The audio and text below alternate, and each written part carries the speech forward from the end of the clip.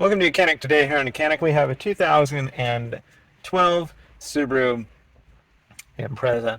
On the Subaru Impreza, we're going to go over the process to replace your map light or courtesy light. These are the map lights, courtesy lights. If you tap that, they turn on, or they also turn on when you open up the door and get in before you put the key in the ignition as that courtesy so that you know to see what you need to see in the front. So to replace this, we need a good small screwdriver. You'll look at this piece of glass here, and well, plastic glass color, and then you're going to see a little indent, and that's where you put your screwdriver in. That one. Then we come to this side, same thing, and then that way we can pop that out. Then just kind of fold it down and be able to pull it out.